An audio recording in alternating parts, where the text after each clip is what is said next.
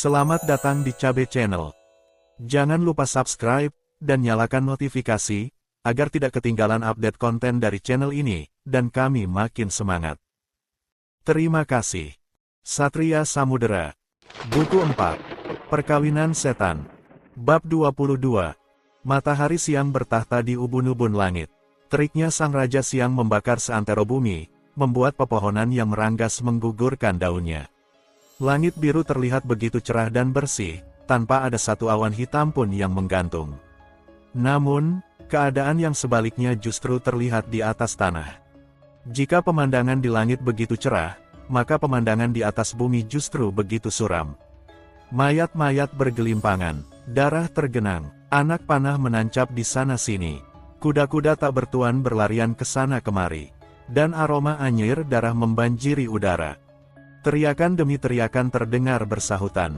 Rintihan suara menggambarkan kesakitan, dan denting senjata yang beradu tak ubahnya musik kematian. Di berbagai tempat, debu pertempuran mengepul membatasi pandangan mata dan ledakan demi ledakan terdengar membahana, menggetarkan hati mereka yang tak cukup nyali. Di sebuah perkemahan militer, tepatnya di tenda yang paling besar, beberapa orang terlihat berkumpul membahas pertempuran. Orang yang berada di posisi tengah adalah Baskara. Ia terlihat sedang mengamati peta besar yang terpampang di atas meja. Di sekitarnya, ada 7 orang perwira yang tampak fokus memperhatikan, namun wajah mereka diliputi ketegangan. "Bagaimana kondisi di sayap kiri?" tanya Baskara dengan ekspresi serius. Seorang perwira yang berada di sebelah kiri, bernama Bayu Arta menjawab. "Lapor pada Senopati Baskara, pasukan Sulimati menggunakan strategi kelabang menjepit, sehingga posisi sayap kiri saat ini menghadapi ancaman dari 2 sisi, yaitu barat dan timur." Baskara mengangguk-angguk. Ia mengambil pena bambu dan memberi tanda di peta. Lalu, masih dengan tanpa menoleh, ia bertanya lagi, "Bagaimana dengan keadaan di sayap kanan?" Kali ini, seorang perwira yang di sebelah kanan, bernama Masaji menjawab. "Lapor pada Kanjeng Senopati, untuk di sayap kanan, pasukan Sulimati menggunakan pendekatan yang berbeda. Mereka menyerang dengan formasi kura-kura naga. Formasi ini menggabungkan kekuatan pasukan berkuda dan pejalan kaki. Mereka sangat kuat dalam menyerang dan sangat sulit untuk ditembus. Pasukan kita di sayap kanan pada saat ini terus terang saja kekurangan tenaga." Baskara mengangguk dan memberi tanda di peta. Ia menatap semua orang dan bertanya, "Berapa jumlah pasukan kita di sini?" Salah seorang perwira menjawab, "Total kita hanya membawa 20.000 orang. Itu pun kebanyakan adalah prajurit dari wilayah sekitar, yang tidak memiliki pengalaman tempur selama bertahun-tahun. Sedangkan musuh kita, selain jumlahnya juga lebih banyak, jelas bahwa mereka adalah pasukan yang sudah lama dipersiapkan." Baskara menatap jenderal yang baru saja bicara. "Perwira, siapa namamu, dan kamu berasal dari kesatuan mana?" Perwira itu menjawab, "Siap. Nama saya adalah Kunci Agung. Saya baru saja dipromosikan untuk menjadi jenderal dari Kesatuan Kuda Angin." Alis mata Baskara sedikit terangkat. Kesatuan Kuda Angin adalah divisi yang berada di bawah bendera Senopati Utama Soramaja. Kunci Agung menjawab, "Anda benar. Saya ditunjuk oleh bos Soramaja untuk menggantikan posisi Kakang Guntur Semi Ikut yang berangkat ke kota raja." Baskara mengangguk. "Setahuku, Senopati Utama Soramaja itu orang yang teliti. Usiamu masih sangat muda, tapi sudah menduduki posisi yang tinggi. Itu artinya dia sangat menghargai bakatmu. Jenderal Kunci Agung, sekarang katakan, dengan kondisi kita saat ini, apa kau punya ide?" Kunci Agung mengangguk, "Benar. Saya punya usulan, tapi, memang ada resikonya. Dan saya membutuhkan kerjasama dari senior saya, Jenderal Bayu Arta dan Jenderal Masaji. Adik, kita sedang dalam keadaan perang. Setiap strategi pasti ada resikonya. Jika memang ada yang bisa kami bantu, maka aku dan Kakang Masaji akan dengan senang hati membantumu," jawab Jenderal Bayu Arta sambil tersenyum. Kunci Agung mengangguk, lalu ia menuturkan rencananya. Menurut laporan mata-mata, kekuatan musuh bisa mencapai 50.000 orang. Saat ini, mereka hanya mengerahkan 30.000 orang untuk menyerang kita dari 2 sayap. Sisa 20.000 orang lagi pastilah disiapkan untuk memberikan pukulan terakhir. Sayangnya, kondisi pasukan kita yang tersisa hanya sekitar 5.000-6.000 orang. Dalam keadaan seperti ini, kita hanya bisa menggunakan satu strategi, yaitu memotong sayap sendiri. Baskara mengernyit, memotong sayap sendiri. Maksudmu kita harus mengorbankan sayap kanan dan kiri? Kunci Agung mengangguk, benar. Kanjeng Senopati, jangan lupa, kita sudah terkepung sejak 3 hari yang lalu. Setiap hari, ada tambahan prajurit yang terluka. Logistik kita juga semakin menipis. Jika terus mempertahankan pertempuran di 3 front, dengan jumlah pasukan yang makin tak seimbang, kekuatan kita akan cepat terkuras. Jadi, saya rasa, lebih baik memusatkan kekuatan di satu titik dan membuat pertahanan yang kokoh. Tapi tentu saja, kita harus mengatur siasat untuk memindahkan pasukan kanan dan kiri. Mendengar saran dari Kunci Agung, semua yang hadir terlihat berpikir keras. Baskara memperhatikan peta militer dengan seksama. Setelah beberapa saat, ia menoleh pada 2 jenderal yang lain dan bertanya. Jenderal Masaji dan Jenderal Bayu Arta, bagaimana pendapat kalian? Jenderal Bayu Arta menjawab, saya setuju dengan saran dari adik Kunci Agung. Namun untuk posisi pertahanan utama, saya menyarankan agar kita bergeser ke utara. Mengapa demikian? Tanya Baskara. Jenderal Bayu Arta menjawab, seperti yang Tuan Senopati ketahui, di belakang tenda kita terdapat aliran sungai. Meski kecil, tapi sungai ini sangat penting untuk menjamin keberlangsungan pasokan air bagi pasukan dan tunggangan kita. Dengan menggeser posisi, kita akan semakin jauh ke hulu sungai, dan menghalangi musuh jika mereka menggunakan taktik kotor dengan meracuni sungai. Di sisi lain, di tempat ini terdapat perbukitan yang dapat menjadi benteng alami untuk kita. Jenderal Bayu Arta menunjuk pada sebuah titik. Mata semua orang tertuju pada titik tersebut dan mengangguk-angguk. Ya, aku setuju dengan saran ini. Sekarang masalah utama kita adalah, bagaimana memindahkan pasukan? Tanya Baskara kemudian. Jenderal Masaji kali ini berkata, saya punya usul. Kita gunakan strategi bergerak ke barat dan pergi ke timur. Alis mata Baskara terangkat, maksudmu kita sengaja bergerak dengan terbuka? Jenderal Masaji mengangguk, benar. Alih-alih bergerak diam-diam, kita bergerak secara terang-terangan saja. Dengan begitu, maka musuh justru akan lebih berwaspada. Pada saat yang sama, kita akan membuka pertempuran kecil di 3 front, sementara pasukan besar bergerak membawa logistik ke hulu. Baskara mengangguk, benar, jangan lupa hancurkan semua sumur yang ada di tempat ini. Kita akan bergerak sekarang, dan saya berharap kita semua akan selamat. Jenderal Kunci Agung bertanya, Tuan Senopati, apakah sama sekali tak ada pasukan tambahan yang akan membantu kita di sini? Baskara mengeluarkan sebuah gulungan surat dari balik bajunya. Saat ini, Wakil Panglima sedang menuju ke tempat kita dengan bantuan tertentu. Jadi semuanya jangan khawatir. Mendengar ini, semua yang hadir tampak antusias. Aku sudah lama mendengar berita tentang Wakil Panglima kita. Dari yang kudengar, dia adalah orang yang sangat cakap dan terampil.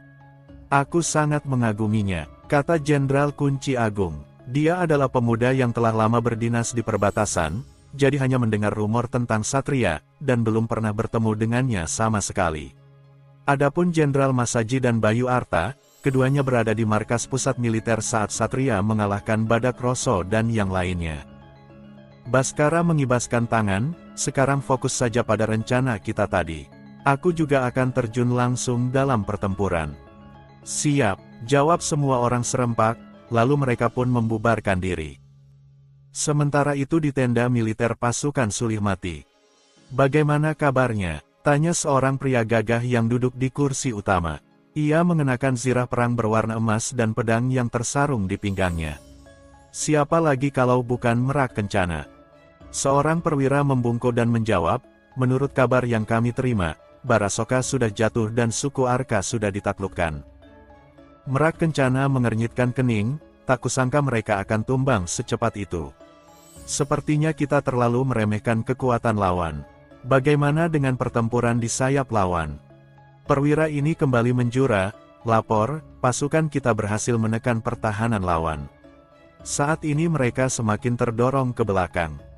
Merak Kencana mengangguk puas. Bagus, teruskan tekananmu. Sampaikan kepada semua prajurit, bahwa setiap orang yang berjasa akan mendapat imbalan 2 kali lipat.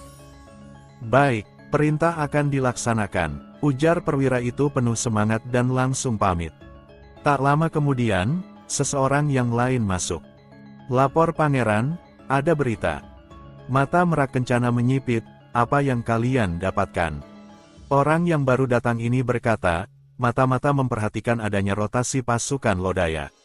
2.000 pasukan berkuda dari markas utama dikirim menuju kedua sayap. Tidak hanya itu, sebuah pergerakan besar di pasukan utama juga terlihat. Merak Kencana menyunggingkan senyum sinis, kurasa mereka akan bergerak ke belakang, kan? Sang pembawa berita terlihat terkejut sesaat. Namun, sekejap saja, ekspresi wajahnya kembali normal. Pangeran memang jenius, itu persis seperti yang Anda katakan. Nampaknya, musuh ingin mematahkan sayap sendiri dan mundur ke arah hulu. Tentu saja, itu adalah agar mereka dapat mengonsentrasikan kekuatan dan pertahanan. Merak Kencana tersenyum dingin, itu memang langkah yang cerdas. Namun sayang, mereka sudah terlambat. Kemudian, pangeran disulih mati ini menoleh pada pria parubaya di samping kanannya, Paman Wirya, apa saranmu saat ini? Wirya, senopati senior Sulihmati yang diutus untuk mendampingi Merak Kencana menjawab, menurut saya, sudah saatnya untuk menggerakkan pasukan. Merak Kencana mengangguk, sampaikan perintahku. Pasukan di bukit agar bersiap menyambut tamu. Waktu terus berputar, matahari siang semakin condong ke arah timur. Sekitar 4 pembakaran dupa lagi, ia akan tenggelam di peraduan. Baskara bersama Jenderal Bayu Arta terlihat mengendarai kuda mereka dengan cepat. Matahari semakin condong ke timur. Menurut perkiraan, besok pagi kita akan sampai di tujuan. Jenderal Bayu Arta memberi pandangan. Baskara mengangguk, ia bertanya, bagaimana dengan pasukan sayap kita? Mereka bertempur sengit untuk beberapa lama.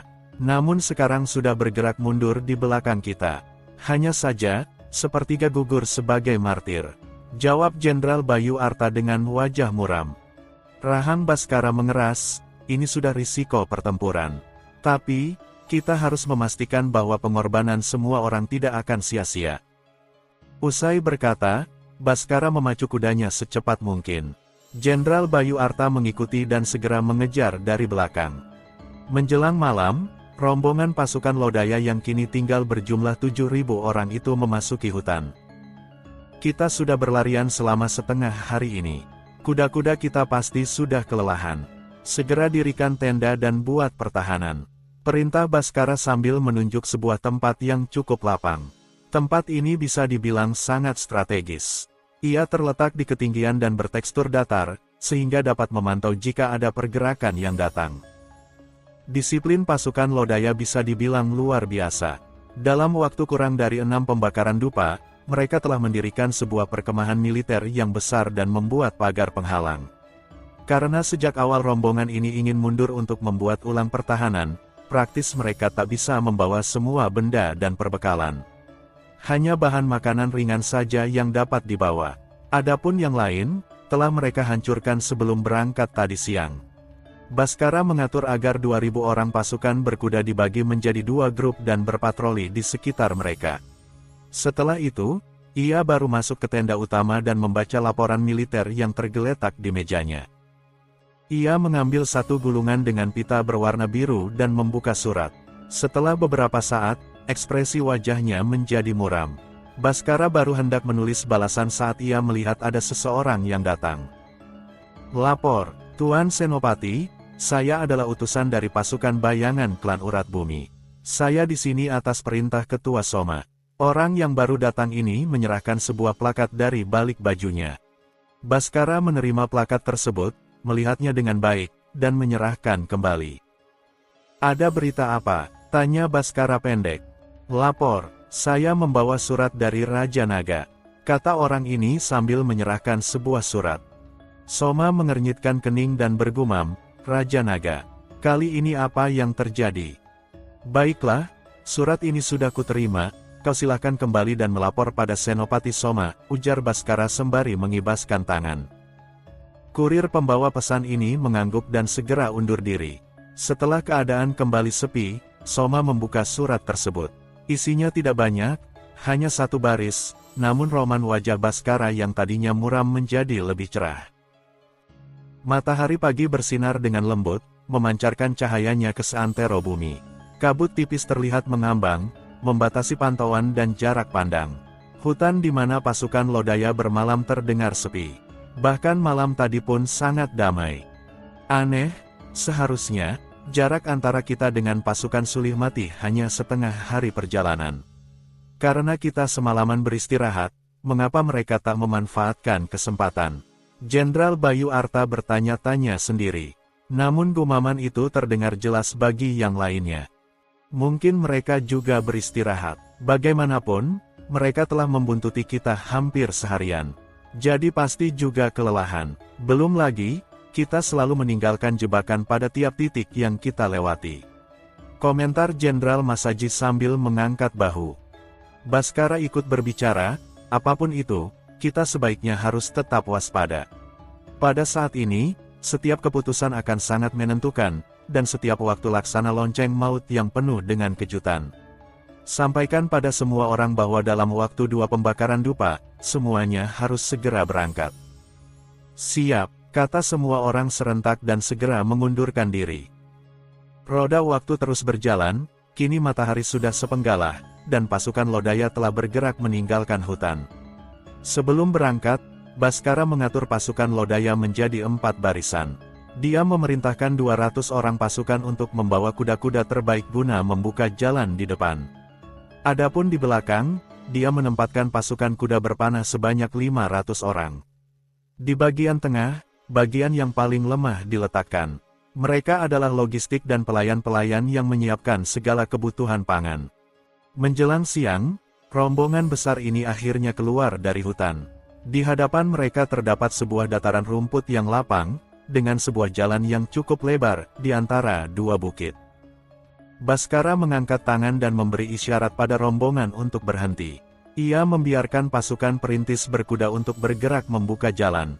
Tanpa ragu, kedua ratus orang itu menggebah kuda dan berlari menuju satu-satunya jalan yang tersedia.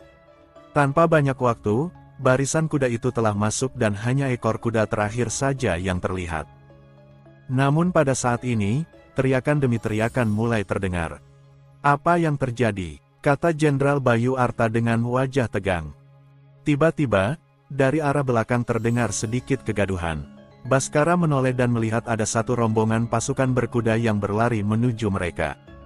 Dari panji yang berkibar, jelas bahwa itu adalah pasukan kuda berpanah yang bertugas menjaga bagian belakang. Terlihat pada saat ini sekitar 30 orang datang dengan tergesa-gesa. Saat rombongan ini tiba di hadapan Soma, semuanya melompat turun dan seseorang yang memimpin menjura. "Lapor, Senopati, pasukan kita di bagian belakang telah dihabisi oleh lawan. Saat ini, sekitar 5.000 pasukan berkuda musuh dengan kecepatan tinggi tengah menuju ke sini." Baskara memperhatikan ke-30 orang yang baru datang ini. Wajah mereka kusut, baju perang sebagian orang telah terlepas, dengan luka di sana-sini. Jelas mereka telah mengalami pertempuran yang sengit. "Di mana pemimpin kalian, Segara Iwa?" tanya Baskara lagi. "Wedana Segara Iwa telah gugur. Beliau memberi perintah militer pada kami ber-50 untuk segera lari dan memberikan laporan," kata orang ini dengan ekspresi muram. Wajah Baskara menjadi sangat dingin. Segara Iwa adalah salah satu kapten yang sangat ia andalkan. Tak terduga bahwa ia akhirnya gugur dalam tugas. Melihat ekspresi Baskara yang begitu dingin, ke-30 orang ini segera berlutut dan berkata, "Senopati, kami gagal dalam tugas dan malah lari ke sini. Kami semua pantas mati. Silahkan Senopati memberikan hukuman," kata semuanya dengan ekspresi wajah penuh kesedihan. Baskara menarik napas panjang. Ia mengibaskan tangan dan berkata, "Kalau aku menghukum kalian, maka wakil panglima pasti akan menyalahkanku." "Kamu, siapa namamu?" tanya Baskara seraya menunjuk orang yang sejak awal melaporkan situasi. "Nama saya Tunggul Wira," Jawabnya mantap. Baskara mengangguk, baiklah, Tunggul Wira. Bawa rekan-rekanmu untuk beristirahat dan berobat. Kalian telah mempertaruhkan nyawa untuk melindungi kami dan membawa informasi penting ini. Dari 50 orang yang diatur Kakang Segara Iwa, hanya kalian ber-30 yang sampai. Ini tidak dianggap lari dari medan perang, tapi menyampaikan informasi yang genting. Sebetulnya, aku mengatur agar Kakang Segara Iwa segera kembali melapor jika keadaan menjadi tidak terkendali. Namun, dia tidak mendengarkanku. Baskara mendesah panjang, kalian pergilah. Jangan sia-siakan pengorbanan pemimpin kalian. Obati luka dan beristirahat. Tak lama lagi, kalian harus ikut untuk membalas dendam kawan-kawan kita di belakang. Baik, Senopati, jawab Tunggul Wira dan kawan-kawan dengan wajah penuh tekad. Setelah itu, semuanya segera pergi. Laporan militer. Satu suara mengagetkan datang dari arah kanan. Pada saat ini, seorang prajurit terlihat berlari sambil membawa seekor merpati. Di kaki burung tersebut, tersemat sebuah gulungan kecil. Baskara mengambil surat tersebut dan membacanya. Setelah mengetahui berita, wajahnya makin menegang. Senopati, apakah itu kabar dari pasukan perintis yang tadi kita kirim ke depan? Tanya Jenderal Kunci Agung dengan tatapan penuh kegeraman. Baskara menatap pemuda di sampingnya itu dengan sebuah anggukan kecil. Semuanya gugur. Di kedua bukit tersebut, musuh sudah menyiapkan pasukan untuk menyergap, kata Baskara dengan ekspresi muram. Bajingan, jadi posisi kita sekarang terjepit. 5.000 orang menuju ke sini dengan kecepatan tinggi, sedangkan di depan entah berapa banyak yang menanti. Kita tidak mungkin mundur, dan kalaupun maju, tanah lapang itu membuat kita hanya menjadi sasaran empuk. Maki Jenderal Masaji. Baskara melihat langit dan memejamkan mata. Terlihat, langit begitu biru dan cerah, dengan angin sepoi-sepoi yang menerbangkan rambutnya dengan lembut. Senopati, Anda ditunjuk oleh Wakil Panglima untuk mengatur urusan militer selama beliau absen. Apa keputusan Anda? Tanya Jenderal Bayu Arta dengan nada mantap. Baskara menoleh, apalagi? Semuanya harus siap untuk bertempur. Wajahnya begitu serius, dengan mata yang berkilat dengan hasrat membunuh. Semua orang mengangguk dan segera membubarkan diri untuk mengatur pasukan masing-masing. Suasana senja telah diselimuti semburat kuning kemerahan. Langit yang tadinya biru cerah kini telah agak memerah, pertanda sang surya tak lama lagi akan terbenam. Pada saat ini, pasukan Lodaya telah berada dalam posisi siap tempur. Mereka membagi diri menjadi 3 kelompok, dengan anggota masing-masing berjumlah 2.000 orang, kecuali yang di tengah, yang berjumlah 3.000 orang. Samar-samar, suara derap langkah kuda terdengar. Sedikit demi sedikit, suaranya semakin keras, dan menimbulkan asap yang tampak mengepul, akibat debu yang diterbangkan. Seluruh wajah pasukan Lodaya menjadi tegang. Sepertinya, bukan hanya 6.000 orang pasukan Sulihmati yang mengejar. Ini pasti lebih, jika tidak, mengapa bumi serasa lebih bergetar. Semua orang mengarahkan pandangan pada satu-satunya jalan keluar masuk hutan.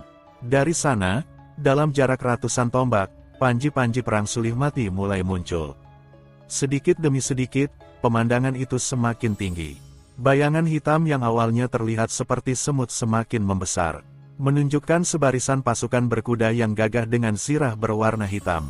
Jumlah mereka tak kurang dari 6.000 orang. Rombongan yang baru tiba ini segera mengatur barisan dan berhenti 200 tombak dari pasukan Lodaya. Butiran keringat mulai mengalir dari dahi banyak pasukan Lodaya. Bagaimana tidak, mereka melihat sebuah penampilan yang mengesankan dari pasukan Sulihmati yang bersenjata lengkap. Tak hanya itu, suara deru langkah kuda masih belum berhenti. Hal ini menunjukkan bahwa pasukan musuh masih ada lagi. Benar saja, tak lama kemudian, muncul serombongan besar pasukan. Dengan gaya dan atribut yang sama, dan tampaknya jumlah pasukan yang sama. Mereka juga segera mengatur barisan dan memasang sikap siaga di sebelah kanan. Kejadian serupa terus terjadi hingga 5 kali. Sehingga pada saat ini, terdapat 5 barisan besar pasukan Sulihmati yang mengarahkan sikap siap tempur terhadap pasukan Lodaya. Pada saat semua orang Lodaya menganggap pertunjukan telah usai, ternyata dari dalam hutan masih terdengar suara derap langkah kuda lagi. Kali ini, sebuah panji besar berwarna kuning keemasan muncul. Bersamaan dengan itu, ratusan orang berkuda dan bersirah emas muncul dari dalam hutan. Terlihat, semuanya mengawal sebuah kereta kuda yang terletak di tengah. Rombongan yang terakhir ini berjumlah sekitar 300 orang. Namun dari penampilannya, jelas bahwa mereka adalah sekelompok elit yang mengawal orang penting. "Sial, berapa jumlah mereka ini?" bisik seorang prajurit lodaya pada kawannya di sebelah. "Entahlah," kata kawannya tadi. "Kurasa, totalnya ada lebih dari 25.000. Mendengar ini, orang yang pertama bicara terlihat muram. "Jumlah pasukan kita hanya 7.000 orang. Itu pun karena ditambah dengan rekan-rekan yang telah cedera sebelumnya. Dengan lawan sebanyak itu, apakah menurutmu kita bisa menang?" "Bodoh," kawannya di sebelah tadi memaki. "Kita menjadi tentara bukan untuk mencari kesenangan saja, namun untuk membela kepentingan negara. Menang kalah urusan belakangan. Aku yakin para komandan kita bukan orang-orang kejam yang hanya menjadikan kita prajurit kecil sebagai umpan meriam sedangkan mereka melarikan diri. Aku yakin mereka pasti sudah punya rencana." Bisik-bisik ini menjadi hal yang umum terjadi menjelang pertempuran. Baskara sendiri mendengar pembahasan ini namun ia tak mengambil tindakan apapun. Toh, ini termasuk hal yang wajar dan manusiawi. Mata Baskara menyipit. Jelas, dari depan, pasukan kiri lawan sudah bergerak. Mereka membuat barisan menjadi melebar ke samping dan maju perlahan. Selangkah demi selangkah, kuda-kuda sulih mati bergerak. Lambat laun, pergerakan langkah mereka menjadi semakin cepat. "Pertahankan formasi." Jenderal Bayu Arta memberi komando. Pasukan terdepan lodaya segera menekuk kaki kanan ke depan, dan mencondongkan tombak mereka ke arah penyerang. 100 tombak, 50 tombak, 30 tombak, jarak antara kedua pasukan semakin menipis. 20 tombak. Wut! Pasukan panah lodaya mulai menembakkan anak panah. Ratusan pemanah melepaskan panah secara bersama-sama, membuat anak panah yang diluncurkan laksana hujan yang jatuh dari langit. Sebagian pasukan berkuda sulih mati jatuh akibat serangan panah. Namun secara umum, dari 5.000 orang, lebih dari 90% selamat dan terus menerjang. 2. Suara benturan hebat terdengar saat kuda-kuda sulih mati menghantam tameng pasukan lodaya. Jeritan demi jeritan terdengar, denting suara senjata tajam yang beradu seakan narasi kematian yang timbul pergi silih berganti. Dalam waktu singkat, keadaan menjadi sangat kacau. 5.000 pasukan berkuda sulih mati menghadapi 2.000 orang pasukan lodaya yang dipimpin oleh Jenderal Bayu Arta. "Maju, bunuh, bunuh mereka!" teriak Bayu Arta dengan penuh semangat. Ia menggebah kuda dan menghunus tombaknya ke depan. Gerakan kudanya sangat lincah, meliuk ke sana kemari, dan setiap gerakan, ada korban yang jatuh. Sementara itu, di tenda pasukan sulih mati. "Pangeran, semua berjalan seperti yang Anda rencanakan," kata seseorang yang bertubuh tinggi besar dengan sirah tempur pada Merak Kencana. "Siapa lagi orang ini kalau bukan Senopati sulih mati, Aji Giring?" Pangeran Merak Kencana memasang ekspresi muram. "Semua berjalan sesuai perkiraanku. Namun, aku terus terang terkejut juga melihat kemampuan tempur pasukan lodaya. Banyak orang-orang kita yang menjadi korban." Senopati Aji Giring mengangguk, "Itu karena pasukan kita yang berada di garis depan bukan orang-orang utama. Kenapa Pangeran menggunakan orang-orang baru itu? Bukankah jika pasukan utama kita yang bergerak, kemenangan akan lebih cepat kita capai? Lagi pula semua berjalan sesuai rencana kita." Merak Kencana bangun dari kursinya dan memperhatikan peta militer yang ada di depannya. Justru itulah masalahnya. Aji Giring sepertinya tak mengerti apa maksud Merak Kencana. Ia segera mengalihkan pandangan pada pria parubaya yang berada di sebelah kanan Merak Kencana. Sorot mata Aji Giring jelas menunjukkan permohonan. Pria parubaya yang tak lain adalah Senopati senior sulih mati, yaitu Wirya mendesah dan berkata, "Aji Giring, kemampuan tempurmu memang mengagumkan. Kamu termasuk bakat langka di generasi perwira muda kerajaan kita. Namun, kau kekurangan satu hal." Aji Giring bertanya, "Apa itu Paman Guru?" Senopati senior Wirya menjawab, kemampuan mengatur strategi, itu hal yang kurang darimu. Kapan segala sesuatu di dunia ini berjalan sesuai kehendak kita? Justru, jika semuanya berjalan sesuai rencana, ini malah mengkhawatirkan. Dalam konteks perang, seakan musuh sudah tahu semua pergerakan kita dan mengikuti alur. Sebelum akhirnya, mereka memberikan tikaman yang mematikan kepada kita. Senopati Aji Giring terkejut dan buru-buru melihat ke arah Merak Kencana. Pangeran, apakah itu benar? Merak Kencana mengangguk, benar. Justru itu yang saat ini sedang kupersiapkan bersama Paman Wirya. Entah kenapa, aku merasa ada yang janggal. Hanya saja, meski sudah kuhitung hingga 100 langkah, aku dan Paman Wirya belum bisa menyimpulkan apa yang salah. Laporan militer. Pada saat ini satu suara tiba-tiba terdengar. Seiring itu, satu sosok prajurit berseragam lengkap masuk dan berlutut. Lapor pada pangeran, pasukan sayap kanan kita berhasil memukul mundur musuh. Saat ini sebagian musuh masih bertahan namun pasukan utama mereka semakin terdesak ke celah kematian. Kata prajurit ini berapi-api. Mendengar ini, alis Merak Kencana terangkat, pasukan di sayap kanan harus terus menekan musuh. Kemudian, perintahkan pasukan sayap kiri untuk menyerang musuh dari samping. Aku dan pasukan utama akan terus menekan dari tengah. Siap laksanakan, jawab prajurit itu dengan sigap dan langsung pergi. Menyaksikan kejadian ini, Senopati Aji Giring berkata, Pangeran, sepertinya kemenangan semakin dekat. Anda jangan terlalu khawatir lagi. Merak Kencana mengangguk kecil dan berjalan keluar dari tendanya. Ia melihat langit awal malam yang terlihat kuning kemerahan. Samar-samar, awan hitam tampak menggelayut. Apakah itu awan mendung? Sepertinya malam ini akan turun hujan, pikir Pangeran Sulimati itu dalam hati. Serang, bunuh semuanya. Teriakan pasukan Sulimati terdengar membahana saat mereka menggebah kuda dan mengejar pasukan Lodaya yang tunggang langgang. Setelah bertempur sejak awal petang, barisan pertahanan Lodaya akhirnya dapat diterobos. Bagaimanapun, sejak semula mereka kalah jumlah melawan pasukan Sulimati. 2 tangan akan sulit menang menghadapi 6 tangan. Begitulah hukum yang semestinya berlaku di dunia ini. Jenderal Kunci Agung menggertakkan gigi. Ia menyabat 2 kali ke kanan, lalu berlari 3 tombak ke arah kiri. Di sana, ia kembali menyabat 2 kali dan menumbangkan 3 pasukan Sulimati sekaligus. Terima kasih, Jenderal, kata seorang prajurit muda yang bertugas menggendong panji perang.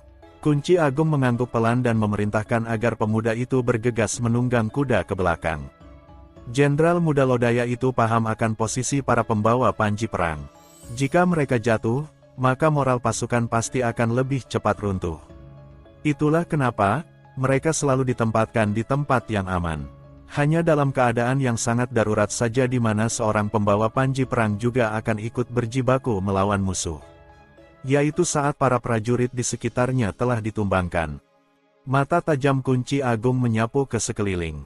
Langit malam semakin gelap, namun pertempuran justru semakin sengit. Terlihat, pihak Sulimati sepertinya ingin menyelesaikan pertempuran dengan cepat. Pada saat ini, ia melihat pergerakan dari sayap kanan Sulimati. Sepertinya, mereka juga mulai bergerak. Jenderal Kunci Agung mau tak mau segera melompat ke atas kuda dan berteriak, semuanya. Mundur, mundur. Mendengar perintah ini, seluruh pasukan Lodaya yang berada di bawah komandonya segera mundur. Mereka hanya berjumlah 2.000 orang dan sejak petang telah bertempur melawan 5.000 pasukan lawan. Dan sekarang, sekitar 6.000 pasukan Sulimati kembali datang. Ini sudah bukan lagi pertempuran, tapi pembantaian. Kejar, jangan biarkan mereka lolos, teriak para komandan pasukan Sulimati yang mengejar. Tak lupa, mereka juga melepaskan anak panah. Pasukan Lodaya yang tengah mundur satu persatu berjatuhan. Baskara melihat semua ini dengan tatapan tajam. Ia melihat ke langit, sepertinya akan turun hujan, batin Baskara dalam hati. Jenderal Bayu Arta, bantu kawan-kawan kita untuk segera lari ke belakang. Aku akan memimpin pasukan utama untuk menghalau orang-orang yang baru datang tadi. Perintah Baskara yang langsung menggebah kuda. Ia membawa 3.000 orang pasukannya untuk mencegat 6.000 pasukan sayap tambahan Sulimati. Tak perlu waktu lama, kedua pasukan segera bertemu dan pertempuran dahsyat segera pecah. Ledakan demi ledakan terdengar saat Baskara melepaskan pukulan-pukulan andalannya. Sementara pedang di tangannya berkelebat menyambar ke sana kemari, membuat setiap orang yang melangkah pasti jatuh atau mati. Di sisi lain medan pertempuran, Jenderal Bayu Arta bersama 2.000 orang anak buahnya telah tiba di tempat Jenderal Kunci Agung. Ia segera menyerang pasukan Sulih Mati yang mengejar. Pertempuran kembali pecah dengan dahsyat. Sama seperti Baskara, Jenderal Bayu Arta juga berperang dengan gigih. Meski umurnya sudah hampir 50, ia masih sangat prima dan garang. Tombak panjang yang ia kenakan berputar ke sana kemari, membuat setiap lawan yang terkena akan tertusuk atau terpental. Tak terasa, 2 pembakaran dupa berlalu. 1.000 orang dari pasukan yang dibawa oleh Baskara telah gugur. Pasukan Jenderal Bayu Arta dan Jenderal Masaji bahkan hanya tinggal setengah. Dari total 7.000 orang pasukan di awal pertempuran, Lodaya kini hanya memiliki kurang dari 4.000 orang. Meski demikian, korban dari pihak Sulih Mati ternyata jauh lebih banyak, yaitu mencapai 10.000 orang. Aji Giring menggertakkan gigi. Para pemula itu betul-betul tak berguna. Pangeran, tolong izinkan saya untuk bergerak. Saya pasti akan dapat menumpas pasukan Lodaya itu dengan cepat. Merak Kencana mengernyitkan kening. Ia tadinya memiliki tak kurang dari 25.000 orang. Namun sekarang, sekitar 10.000 orang telah gugur. Setidaknya, pasukan sayap kiri dan kanan yang tadinya masing-masing berjumlah 5.000 orang hanya tersisa 100-an saja. Jika bukan karena Senopati Wirya menggerakkan pasukan cadangan untuk membantu, barangkali barisan terluar Sulih Mati sudah binasa semua. Pangeran, apalagi yang Anda pikirkan? Lihatlah orang yang banyak menggunakan jurus pukulan api itu. Dia pasti orang penting. Dia sangat merepotkan pasukan kita. Harus aku sendiri yang mengatasinya. Tandas Aji Giring dengan tekad membara. Merak Kencana akhirnya mengangguk. Baiklah. Bawa 6.000 orang bersamamu, dan pastikan kau kembali dengan kemenangan. Aji Giring mengangguk, siap, Pangeran. Senopati Sulih Mati ini bergegas pergi dan mengambil pasukan. Tak tunggu lama, ia segera keluar menunggangi kuda membawa 6.000 orang untuk membantu garis depan. Malam semakin bertambah, dan langit malam semakin kelam. Awan hitam yang sejak matahari terbenam mulai menggantung, kini semakin tebal. Sesekali, kilat dan suara guruh terdengar. Pertanda bahwa malam ini memang akan turun hujan. Dan memang benar, tak lama kemudian, gerimis turun. Air yang turun dari langit semakin lama semakin deras. Ia seakan menangis melihat bumi persada bermandikan darah. Cahaya kilat menyambar-nyambar diiringi sesekali suara petir yang memekakkan telinga. Pada saat ini, pasukan Lodaya semakin terdorong mundur. Jumlah mereka kembali menyusut hanya tinggal 3.000 orang. Sambil terus bertahan, Baskara dan kawan terpaksa mundur jauh ke belakang. Jenderal, apakah kita terpaksa harus lewat jalur di antara 2 bukit itu? Di sana musuh sudah menyiapkan penyergapan. Tapi barangkali kita masih bisa lolos asalkan menerobos dengan cepat. Jenderal Bayu Arta yang telah bersimbah darah memberi saran. Pada saat ini, kilat kembali menyambar dan suara petir terdengar menghantam bumi 3 kali berturut-turut. Baskara menatap langit malam yang semakin deras. Ia kemudian memperhatikan sekeliling. Terlihat pasukan Lodaya sudah sangat kepayahan menghadapi serbuan lawan yang lebih banyak. Sambil menggertakkan gigi, Baskara berteriak, semua pasukan mundur. Dengan kecepatan tertinggi, ayo tembus celah di antara 2 bukit itu.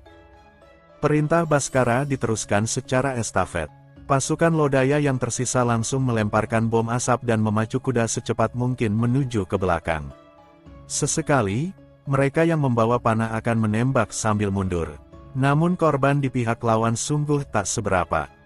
Mampus, maki Aji Giring keras. Semuanya, kejar orang-orang pengecut itu. Jangan biarkan mereka kabur. Perintahnya keras. Sontak saja, 5.000-an pasukan Sulih Mati yang tersisa memacu kuda dan mengejar. Pasukan Lodaya mati-matian berlari, sedangkan Sulih Mati mengejar dengan sekuat tenaga. Merak Kencana memantau pertempuran dengan seksama. Sesekali, ia melihat ke langit malam yang sedang mencurahkan hujan dengan deras. Entah kenapa, Ia merasa tak nyaman dengan cuaca saat ini. Merak Kencana memanggil seorang prajurit, panggil komandan pasukan utama sekarang. Siap, kata prajurit itu yang langsung pergi. Tak lama kemudian, seorang pria gagah datang. Ia berlutut dengan satu kaki kepada Merak Kencana lalu berkata, "Sakti Artama menghadap pangeran, apa perintah untuk hamba?" Merak Kencana terdiam sejenak. Setelah beberapa saat, ia berkata, "Komandan Sakti, bawa 3.000 orang pasukan utama untuk bantu menekan pasukan Lodaya. Jika ada kesempatan, aku ingin kau bekerja sama dengan Senopati Aji Giring dan memenggal kepala para jenderal mereka." Komandan Sakti Artama mengangguk. Perintah akan dijalankan. Tak banyak bicara, Sakti Artama langsung pamit. Setengah dupa kemudian, 3.000 pasukan berkuda baru telah bergerak meninggalkan perkemahan Sulihmati dan menyerbu ke arah rute pelarian pasukan Lodaya. Baskara dan ketiga jenderal Lodaya berpacu dengan waktu. Mereka sudah dapat melihat jalan yang dijepit dua bukit di depan. Di belakang, teriakan pasukan Sulihmati semakin jelas terdengar, pertanda bahwa mereka semakin dekat. Melihat bahwa rombongan depan Lodaya sudah memasuki jalan di antara dua bukit, senyum di bibir Aji Giring tersungging. "Habislah kalian kali ini," katanya dengan nada sinis. Benar saja, dari arah jalan itu, teriakan demi teriakan terdengar. Sesekali, makian dan sumpah serapah ikut terlontar. Sepertinya, pasukan yang kita tempatkan di kedua bukit sudah menyergap orang-orang Lodaya tak berguna itu. "Ayo cepat kita habisi dari belakang juga," teriak Aji Giring kepada anak buahnya. Dengan penuh semangat, 6.000 pasukan Sulihmati ikut masuk untuk memburu lawan. Namun, sesampainya di sana, Aji Giring dan seluruh pasukan Sulihmati yang dibawanya terkejut. Bagaimana tidak, mereka melihat bahwa sekitar 3.000 pasukan Lodaya yang tadi melarikan diri terlihat berdiri dengan rapi di tengah jalan. Seolah, mereka memang telah menanti kedatangan pasukan Sulihmati. "Sialan, apa yang terjadi dengan orang-orang putus asa ini?" maki Aji Giring tak mengerti. Ia baru hendak bertanya ke sebelahnya saat tiba-tiba, "Wut!" Satu anak panah telah membunuh wakil jenderal yang tadi berkuda di sampingnya. Aji Giring terkejut dan bertanya-tanya apa yang terjadi. Namun saat ini, ratusan panah kembali turun dari atas. Barulah pada saat ini Aji Giring dapat melihat bahwa di atas kedua bukit, telah berdiri ratusan, atau malah hampir 1.000 orang pemanah. Dan yang lebih mengejutkan, semuanya mengenakan baju zirah Lodaya. Lalu kemana orang-orang yang telah ditempatkan oleh pangeran? Batin Aji Giring. Aji Giring menggertakkan gigi. Jadi, ternyata sejak awal rencana yang disusun oleh Merak Kencana sudah diketahui oleh lawan.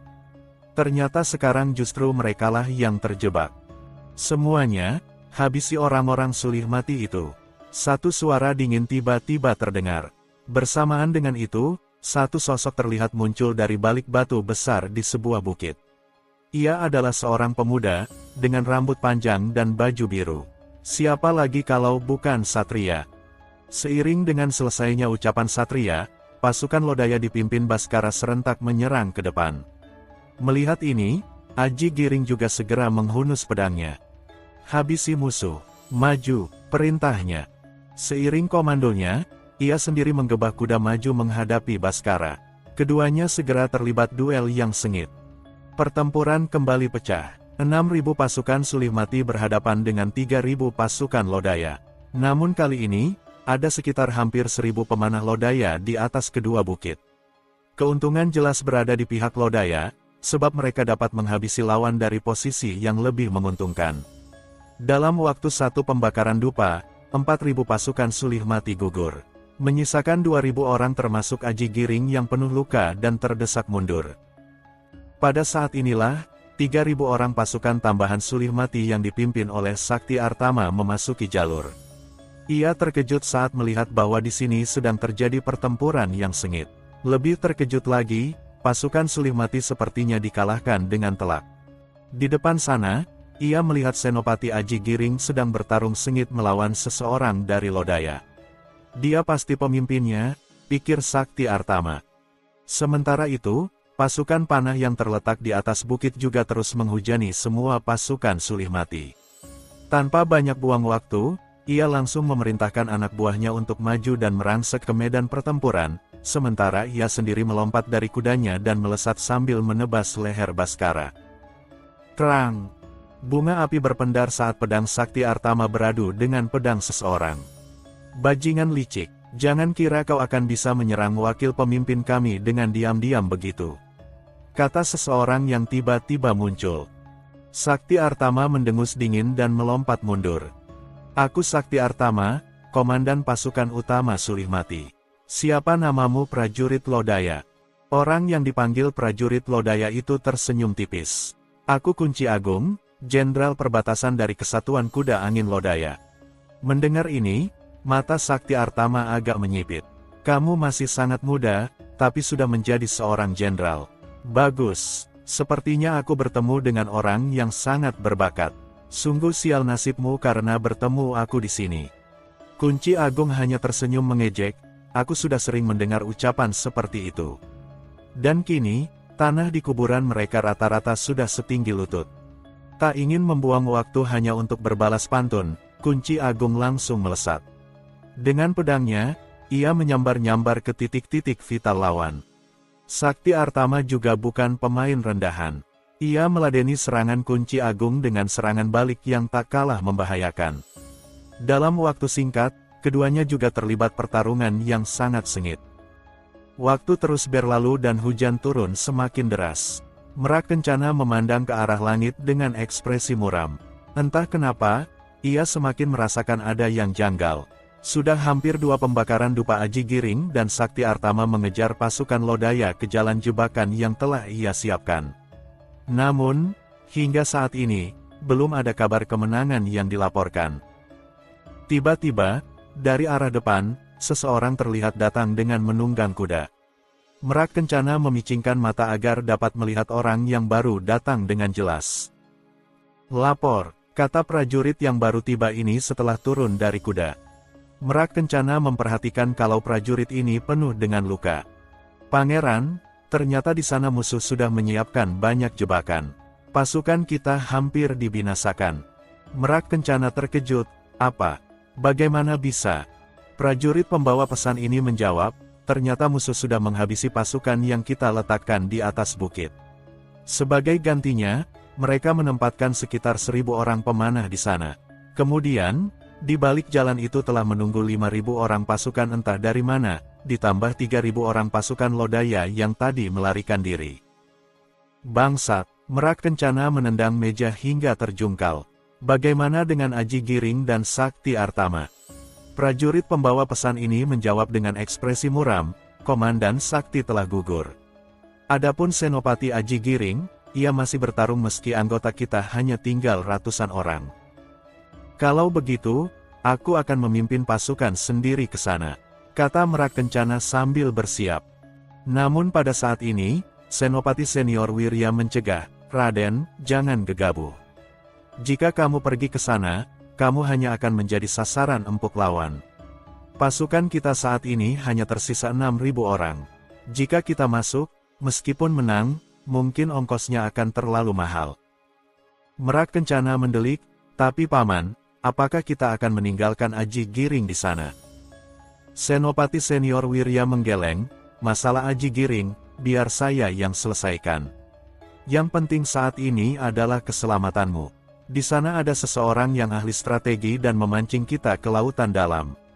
Bayangkan, kita yang awalnya berjumlah 20.000 orang lebih, kini hanya tinggal 5 atau 6.000. Kurasa dia orang yang sama yang telah menyebabkan kekacauan di Artapura belakangan ini. Kalau kau sampai jatuh, maka musibah akan menimpa kerajaan kita. Merak Kencana mengambil pedangnya, Paman, kepergianku tak akan dirindukan. Aku bukan pewaris tahta. Senopati Senior Wirya menggeleng, kau memang bukan pewaris tahta. Tapi pewaris tahta saat ini sangat tidak kompeten. Semua orang tahu itu. Entah apa yang terjadi di masa depan, tapi kau harus selamat untuk kebaikan jangka panjang. Ini kalau kau masih menganggap aku sebagai pamanmu. Melihat hal ini, Merak Kencana membanting pedangnya ke meja dan duduk dengan kesal. Senopati Senior Wirya memanggil seorang kapten, bawa 3.000 orang pasukan elit untuk pergi dari sini dan mengawal pangeran kembali. Pastikan kalian menjaga keselamatannya, apapun yang terjadi. Kapten ini melirik sekilas pada Merak Kencana yang sedang duduk dengan ekspresi kesal. Ia lalu mengangguk dan menjawab dengan penuh hormat, perintah Senopati Senior akan kami laksanakan. Ia kemudian menghadap pada Merak Kencana, Pangeran, mari saya antar. Merak Kencana bangkit dengan malas dan berjalan keluar. Ia segera menaiki kereta dan sebelum menutup pintu berpesan, Paman, maafkan aku yang merepotkanmu. Paman harus selamat, aku menunggumu di kota raja. Senopati Senior Wirya menangkupkan tangan penuh hormat. Selamat jalan, Raden. Pria parubaya itu terus menatap rombongan yang membawa Merak Kencana pergi. Setelah bayangan mereka benar-benar hilang, barulah ia kembali ke tenda, mengenakan baju besinya, dan melompat ke atas kuda. Semuanya, ikuti aku. Siap. Senopati Senior itu menggebah kudanya dan bergerak menuju ke tempat pasukan Lodaya menanti. Tak butuh waktu lama, hanya sekitar 2 pembakaran dupa, Senopati Senior Wirya dan pasukannya tiba di pintu masuk jalan kematian. Ia mengendalikan kudanya agar berjalan perlahan. Hal ini terus terang mengherankan para prajurit yang berada di belakangnya. Bagaimana tidak, di depan mereka ada musuh yang harus diperangi, namun pemimpin mereka malah berjalan santai dengan kudanya.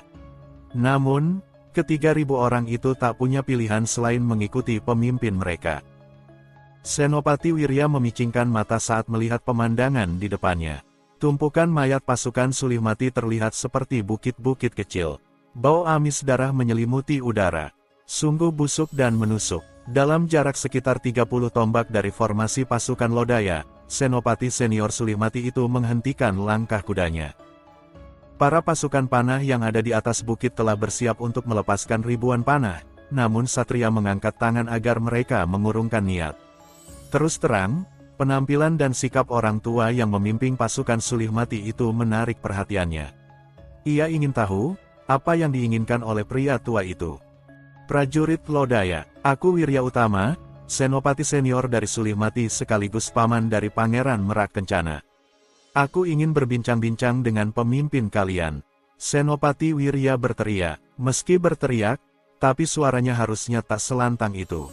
Itu hanya bisa terjadi karena ia telah mengisikan tenaga dalam pada suaranya. Baskara dan 3 jenderal Lodaya memperhatikan sikap yang ditunjukkan oleh Senopati Senior Wirya dengan seksama. Mereka berempat adalah ahli dalam bela diri. Jadi mereka langsung tahu bahwa pria yang terlihat tua ini bukan orang yang sederhana. Tak lama kemudian, satu bayangan meluncur turun dan berdiri 3 tombak di hadapan Senopati Senior Wirya. Aku adalah orang yang kau cari. Hal apa yang ingin Senopati Senior bicarakan? Senopati Wirya memperhatikan pemuda yang berdiri di hadapannya. Ia mengenakan baju zirah berwarna biru, dengan pedang yang tersampir di pinggangnya. Rambutnya panjang dan bagian atasnya disanggul rapi. Wajahnya tampan, dan sorot matanya sebetulnya teduh, meskipun sekilas kadang ada sorot kekejaman. Anak muda, siapa namamu? Oh, maaf aku lupa mengatakannya.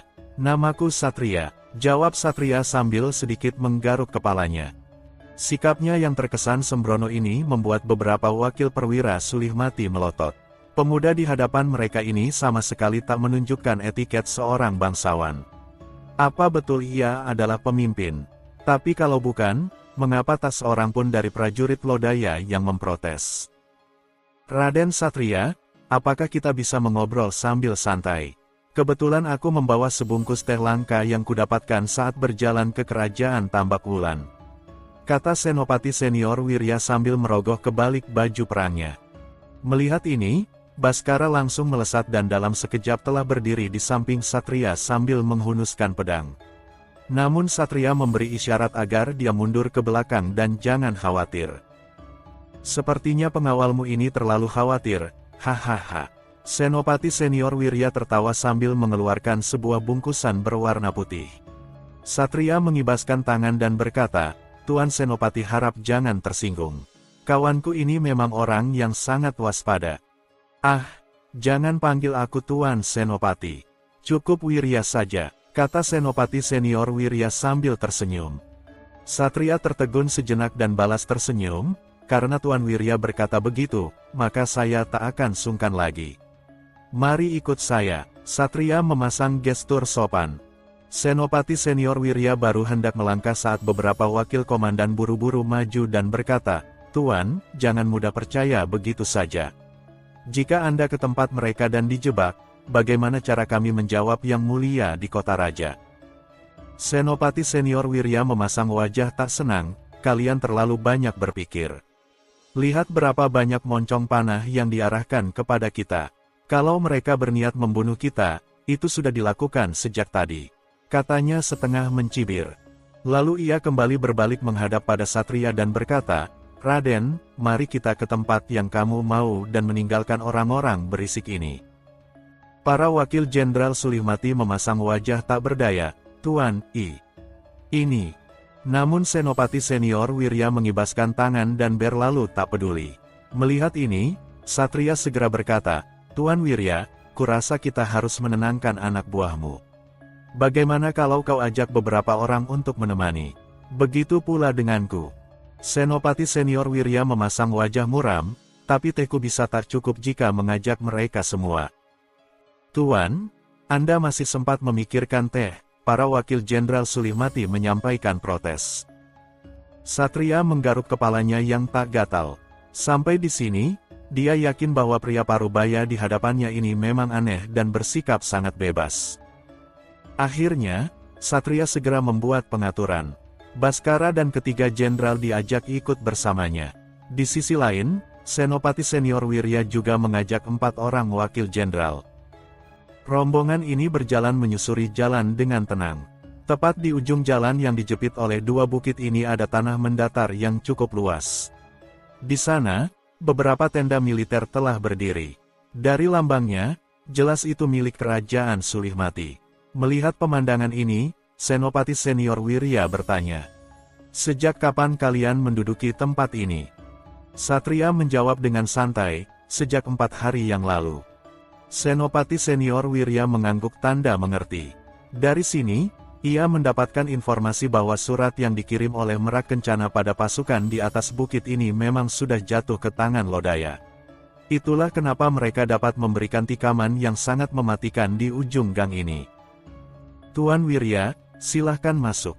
Satria membuat gestur sopan dan mempersilahkan. Tanpa ragu, Senopati senior Wirya masuk ke tenda yang paling besar dan mengambil tempat duduk di sebelah kiri meja. Beberapa saat kemudian, seorang prajurit Lodaya masuk. Lapor pada wakil Panglima, para juru masak sudah menyiapkan makan malam. Apakah Anda ingin makan? Satria menjawab dengan cepat, bawakan 10 porsi untukku dan Tuan Wirya. Jangan lupa lalapan dan sambalnya jika ada. Baik, mohon tunggu sebentar. Kata prajurit itu yang langsung berbalik. Namun, sekejap kemudian, Satria langsung berkata, tunggu. Prajurit itu langsung berbalik dengan hormat, siap. Wakil Panglima, ada perintah apa? Sampaikan pada para wakil jenderal, para prajurit boleh beristirahat dan makan. Pertempuran sudah berakhir. Prajurit ini langsung menjawab, siap. Perintah akan dilaksanakan. Katanya yang langsung pergi. Senopati senior Wirya mendengarkan percakapan belak-belakan tadi. Dia sebetulnya sangat terkejut saat mengetahui bahwa pemuda di hadapannya ini adalah seorang wakil Panglima Besar Lodaya. Tadinya, dia mengira bahwa Satria ini paling tinggi adalah seorang senopati tingkat 2. Sambil menunggu makan malam, bagaimana kalau kita minum teh? Kata Senopati senior Wirya sambil menggoyangkan kantung tehnya. Satria mengangguk, benar, minum teh saat hujan begini. Rasanya pasti mantap. Sebentar, aku cari dulu di mana tekonya. Satria melirik ke beberapa tempat lalu berseru, ini dia. Ia menyusun teko itu di atas meja, lalu kembali sibuk mencari-cari barang lain. Namun setelah sekian lama, apa yang ia cari tak ditemukan. Apa yang wakil Panglima cari? Tanya Senopati senior Wirya. Aku mencari pemantik api. Kalau tak ada api, bagaimana kita mau memasak teh? Jawab Satria sambil mengangkat bahu. Mendengar itu, Senopati senior Wirya tersenyum. Itu bukan masalah. Asalkan ada air, kita masih bisa memasaknya. Satria mengangkat sebelah alisnya lalu segera menuangkan air ke dalam teko. Setelah itu, Senopati Senior Wirya terlihat menyingsingkan lengan bajunya. Tiba-tiba, telapak tangan sang Senopati terlihat memerah. Meski tipis, dari sana juga muncul asap berwarna putih. Lalu, sang Senopati menempelkan tangannya ke bawah teko. Setelah 30 napas, air yang ada di teko itu mendidih. Nah, jika sudah mendidih, baru kita masukkan daun tehnya, kata Senopati Senior Wirya sambil tersenyum. Satria ikut tersenyum, sepertinya, Tuan Wirya ini sangat pandai dalam membuat teh. Anda terlihat sangat berpengalaman. Senopati Senior Wirya hanya terkekeh, ini bukan kepandaian apa-apa, hehehe. Semua yang hadir memperhatikan adegan ini dengan tatapan rumit. Kedua orang yang berbeda generasi ini terlihat sangat akrab dan sibuk membuat teh. Sesekali, candaan-candaan tak lucu terlontar dari mulut mereka. Jika ada orang tak dikenal yang saat ini tiba-tiba masuk, pastilah menyangka bahwa yang sedang sibuk ini adalah seorang paman dan keponakannya. Padahal, mereka baru saja melalui salah satu hari paling berdarah dalam hidup mereka. 2 pembakaran dupa kemudian, hidangan makan malam telah tersedia. Semua yang hadir segera makan. Selain Satria dan Senopati Senior Wirya, atau sekarang disebut sebagai Tuan Wirya, yang tampak penuh senyum dan ramah tamah, hadirin yang lain terlihat masih canggung dan makan dalam diam. Ini wajar, mereka baru tadi bertukar pedang, tapi kini duduk dalam satu meja untuk makan. Raden, bagaimana pandanganmu tentang tehku tadi? Tanya Tuan Wirya sambil mengunyah nasi. Satria langsung menjawab, rasanya memang mantap. Persis seperti yang dirumorkan, bahwa teh terbaik memang dari kerajaan Tambak Wulan. Tuan Wirya mengangguk, baguslah kalau menurutmu rasanya enak. Kalau kau suka, di rumahku masih ada beberapa kantong lagi. Mampirlah kapan-kapan, kami akan menyambutmu dengan baik. Mendengar tawaran ini, Satria tertegun sejenak. Ia menelan nasi yang dikunyahnya terlebih dahulu baru menimpali. Tuan Wirya, teh itu begitu berharga, apa kau tak sayang memberikannya padaku? Tuan Wirya mengangguk, memang berharga. Tapi aku percaya bahwa semua itu sudah ditakdirkan. Sesuatu yang menjadi milik kita, sekecil apapun itu, pasti akan sampai ke tangan kita. Tak peduli siapa yang mencoba menghalangi. Begitu pula sebaliknya. Lagi pula, hukum tabur tuai itu nyata. Jika kita berbuat baik kepada orang, maka kita juga akan mendapat balasan kebaikan. Apa kau setuju? Satria tertawa lebar, Tuan Wirya sangat cerdas. Aku harus banyak belajar darimu. Hadiah teh darimu akan kuterima. Toh aku juga menikmati rasa damai saat menyeruputnya. Sayangnya, aku bukan ahli memasak teh. Kalau aku memaksakan diri, pasti rasanya tak akan sedap. Tuan Wirya menggelengkan kepala, raut wajahnya penuh penyesalan. Sayang sekali, padahal teh seenak ini, akan sangat baik bila kita sendiri yang mengolahnya. Kalau begitu, apa rencanamu? Satria meminum segelas air dulu baru menjawab, apalagi? Aku akan meminta bantuan orang yang ahli. Adapun aku, tinggal duduk santai dan menikmatinya. Hahaha. Tuan Wirya dan Satria lalu tertawa lebar. Tak kusangka, kamu adalah tipe orang yang suka lepas tangan, kata Tuan Wirya sambil mengambil paha ayam bakar kedua. Satria mengambilkan tambahan nasi untuk tamunya yang sudah berumur ini lalu berkata, Tuan Wirya sudah berjanji untuk memberikanku barang yang bagus. Namun aku tak punya banyak barang. Jadi aku bingung apa yang harus kuberikan padamu sebagai imbalan. Tuan Wirya mengibaskan tangan, sebetulnya, aku ingin berkata agar kau tidak usah repot-repot. Tapi karena kau sudah berniat baik, maka akan kukatakan. Seperti yang kau lihat, aku ini sudah cukup berumur. Sekitar 3 purnama lagi, usiaku genap 60 tahun. Pada usia begini, kadang aku berpikir bahwa maut bisa kapan saja datang menjemput. Aku sudah hidup lama dan melihat banyak warna-warni dunia. Bisa dibilang, kalaupun harus mati, aku tak memiliki banyak penyesalan. Karirku di militer juga bisa dibilang sangat bagus. Aku saat ini dapat memerintahkan setidaknya 50.000 orang prajurit. Namun seperti pepatah, semakin tinggi pohon, semakin kencang anginnya. Tuan Wirya menghentikan kalimatnya. Ekspresinya tiba-tiba menampilkan senyum getir. Oh, aku baru ingat. Di belakang rumah, aku menanam sebatang pohon. Aku merawatnya sejak dini dan sekarang sudah cukup besar. Namun sayang, beberapa orang merasa terganggu. Mungkin karena dahan dan daunnya yang berjatuhan dan mengotori halaman mereka. Beberapa waktu lalu, aku memergoki beberapa orang yang menyelinap dan membawa kapak untuk diam-diam menebangnya. Untung saja aku cukup sigap dan menendang pantat mereka keluar. Akhirnya, mengingat aku tak bisa selalu berada di rumah, aku memasang banyak pagar. Kuharap setiap papan pagar yang kupasang itu dapat bertahan dan menjalankan tugasnya dengan baik. Setelah bercerita, Tuan Wirya meneguk teh hangat yang masih ada di cangkirnya. Satria menganggukkan kepala beberapa kali dan terlihat agak berpikir. Setelah beberapa saat, pemuda ini akhirnya berkata, Tuan Wirya adalah orang yang bijaksana. Aku doakan umurmu panjang dan sehat selalu. Tuan Wirya tertawa senang dan mengamini ucapan tersebut.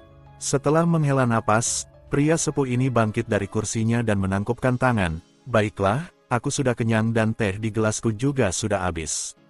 Jadi aku mohon pamit. Terima kasih pada wakil panglima yang telah menjamu dengan penuh keramahan. Satria memasang ekspresi terkejut. Tuan Wirya, Anda begitu terburu-buru. Mengapa tidak tinggal lebih lama? Tuan Wirya menggelengkan kepala. Masih ada hal-hal yang harus saya urus, Raden. Saya sebetulnya juga sudah mengatur perjalanan. Paling lambat besok siang, saya sudah harus berangkat. Satria mengangguk. Kalau begitu, aku tak akan menghalangi. Satria menoleh pada Baskara dan berkata, keluarkan Senopati Aji Giring dari penjara tawanan dan biarkan dia ikut bersama Tuan Wirya. Baskara sedikit mengerutkan kening namun ia tak berkata apa-apa. Ia segera berbalik keluar dan menyampaikan perintah. Tak lama kemudian, dua orang prajurit tiba sambil mendorong masuk seseorang yang kedua tangannya diikat di belakang punggung. Paman Guru, kata tawanan yang tak lain adalah Aji Giring ini. Ia sangat terkejut melihat kehadiran sang senopati senior Sulihmati di tempat ini. Tuan Wirya tersenyum kecut, kondisimu kacau sekali, Aji Giring. Tapi sepertinya mereka memperlakukanmu dengan cukup baik. Senopati Aji Giring menundukkan kepala sambil menggertakkan gigi. Sebagai seorang perwira, ia memang telah dikalahkan dalam pertempuran. Ia benci akan hasilnya, tapi mau tak mau harus mengakuinya. Tuan Wirya menoleh pada Satria dan bertanya dengan ramah, Raden, apakah saya memang diperbolehkan membawanya pergi? Satria mengangguk dan menepuk pundak Tuan Wirya dengan ramah, Tuan Wirya silahkan membawanya pergi. Tapi jangan lupa, hehe, teh yang kau janjikan itu, kata Satria sambil mengedipkan mata. Hahaha, tentu saja, kata Tuan Wirya sambil tertawa lebar. Kedua orang itu masih berbicara lagi sebentar sebelum akhirnya Tuan Wirya betul-betul pamit. Satria dan kawan-kawan memperhatikan kepergian rombongan pasukan Sulihmati dengan cermat. Setelah memastikan bahwa mereka betul-betul pergi ke arah kerajaan Sulihmati berada, semua orang dapat bernapas dengan lega. Baskara menoleh pada Satria dan bertanya, apakah kau sudah yakin dengan keputusanmu ini? Tentu, aku sudah memikirkannya dengan matang. Jawab Satria. Ia kemudian memandang langit malam. Hujan sudah mulai mereda, hanya meninggalkan gerimis tipis yang membasahi bumi. Baskara, apa kau bersedia mendukungku? Baskara menjawab cepat, aku mendukungmu hingga akhir. Beberapa orang yang sejak awal ikut makan malam bersama Satria juga mengangguk setuju. Namun, wajah dari Kunci Agung terlihat rumit.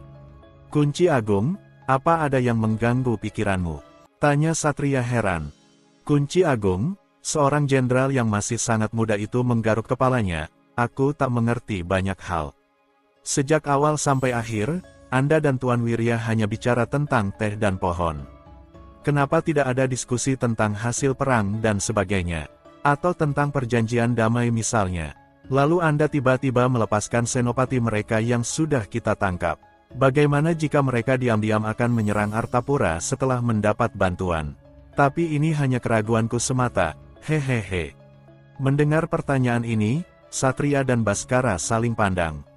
Kau jelaskan pada mereka, aku masih ada urusan lain, kata Satria sambil berlalu dengan santai. Baskara berdeham dan berkata, sebetulnya, pembicaraan tentang teh dan tetek bengek itulah negosiasinya. Mengapa kau tak mengerti? Apa, itu negosiasinya? Kunci Agung terbelalak. Tidak hanya dia, bahkan Jenderal Bayu Arta dan Jenderal Masaji juga sama. Namun, saat melihat tatapan tak berdaya Baskara pada mereka, kedua jenderal senior itu memasang tampang melotot pada Kunci Agung dan menghardik. Kunci Agung, mengapa kau tak paham hal seperti ini? Jenderal Bayu Arta mendelik. Jenderal Masaji ikut menimpali, betul. Ini adalah seni perang tingkat tinggi. Seorang berpangkat jenderal tidak hanya harus tahu seni perang, tapi juga diplomasi. Setelah terbatuk 2 kali, Jenderal Masaji berkata, mohon Senopati Baskara yang menjelaskan, supaya jenderal muda yang bau ini mengerti. Baskara menatap kedua jenderal senior ini dengan tatapan penuh cibiran. Ia jelas tahu apa yang terjadi. Namun karena terlalu malas menanggapi keduanya, Baskara langsung saja menjelaskan. Senopati Wirya datang menawarkan sekantong teh, itu maksudnya adalah Artapura. Ia mengundang wakil Panglima untuk datang ke rumahnya, itu maksudnya ia ingin mengakhiri permusuhan dan menjalin persahabatan. Senopati tua itu juga bertanya tentang siapa yang akan mengolah teh. Maksudnya siapa yang akan mengelola Artapura di masa depan. Wakil Panglima jelas tak berminat dan akan menunjuk seseorang untuk ia repotkan. Kemudian, Tuan Wirya juga bercerita tentang pohon yang dia tanam. Dugaanku, itu adalah keluarganya. Entah siapa, tapi yang jelas, Aji Giring adalah salah satu pagar yang dia perlukan untuk menjaga keselamatan keluarganya. Wakil Panglima menyerahkan Aji Giring, dan sebagai gantinya, Sulihmati tidak boleh lagi berada di Artapura. Setelah mendengar penjelasan singkat Basraka, 3 jenderal yang hadir ini manggut-manggut tanda mengerti. Mata Jenderal Kunci Agung berbinar-binar, luar biasa. Tak kusangka, pembicaraan seperti di warung kopi tadi itu ternyata diplomasi tingkat tinggi. Di balik sikapnya yang urakan dan terlihat sembrono, ternyata wakil Panglima kita adalah seorang yang sangat jenius. Tentu saja, kalau tidak, mengapa Ibu Suri sangat mempercayainya? Cibir Jenderal Bayu Arta pada Kunci Agung. Baskara mengangguk. Malam semakin larut, kita semua harus beristirahat. Besok, pekerjaan berat sudah menanti. Roda waktu terus berputar, malam hilang pagi sudah menjelang. Di suatu tempat, tepatnya di sebuah jalan yang membelah hutan di utara Artapura. Serombongan pasukan berkuda terlihat berlari dengan kecepatan sedang. Dari panji-panji yang berkibar, jelas bahwa ini adalah rombongan Sulihmati. Di bagian tengah, terdapat sebuah kereta kuda yang dikawal di segala penjuru. Rombongan ini melewati sebuah lembah, dan berhenti di pinggir sebuah sungai yang cukup lebar. Semuanya beristirahat sampai siang di sini, teriak seseorang. Para prajurit yang sudah bepergian sepanjang malam menarik napas lega. Mereka segera turun dari kuda. Ada yang langsung menuju sungai, memasang tenda, memasak, dan lain-lain. Paman Guru, ini tehmu. Senopati Aji Giring memberikan secangkir teh hangat. Senopati Utama Wirya menerima cangkir itu dan menyeruput dengan nikmat. Ada yang tak ku mengerti, kata Aji Giring lagi. Senopati Wirya bertanya, apa itu? Mengapa kita mundur? Mengapa Paman tak membunuh pemuda itu? Paman sudah sangat dekat dengannya, tanya Aji Giring. Senopati Wirya menarik napas panjang. Aku bukan tak mau membunuhnya, tapi tak mampu. Aji Giring terbelalak, apa? Dengan tingkat kemampuanmu. Senopati Wirya mengangguk, pemuda itu jauh lebih kuat dariku. Saat pertama bertemu, ia sempat sedikit membocorkan aura dan hasrat membunuhnya, dan itu langsung mengunci semua pusat tenaga dalamku. Aji Giring menelan ludah, apa dia sekuat itu? Senopati Wirya mengangguk lagi, dia memang sangat kuat. Tapi kalau hanya kekuatan, kita masih bisa menyulitkannya. Yang jadi masalah utama adalah, dia sangat cerdik. Pemuda itu licin seperti belut, kejam seperti serigala, dan licik seperti ular. Sebaiknya kita jangan berurusan dengannya. Aji Giring bertanya, bagaimana kalau aku melawannya dengannya? Dia akan membunuhmu, jawab Senopati Wirya pendek. Kalau aku bersahabat dengannya, Tanya Aji Giring lagi. Dia akan merugikanmu, jawab Senopati Wirya sambil menepuk-nepuk pundak Aji Giring. Sial, maki Aji Giring. Jika menjadi lawan, dia mematikan, jika menjadi kawan, dia merugikan. Betul-betul orang yang tidak tahu malu. Saat Aji Giring memaki panjang pendek, Senopati Senior Wirya menatap langit pagi lalu mendesah. Memang, pemuda yang menjadi wakil panglima itu adalah sosok yang sangat merepotkan. Namun, Senopati Wirya tahu, kalau Satria adalah orang yang dapat diandalkan saat kesulitan datang. Dia hanya berharap di Sulimati akan ada sosok yang seperti itu. 14 hari sudah berlalu sejak pertempuran memperebutkan Artapura. Kini, panji-panji lodaya berkibar di seantero Artapura. Tarapada telah mulai direnovasi. Puspa berhasil memurnikan darah leluhur dan menghapus ikatan kutukan darah. Kini, penduduk Arka yang tersisa telah bersumpah setia pada Puspa selaku kepala desa yang baru.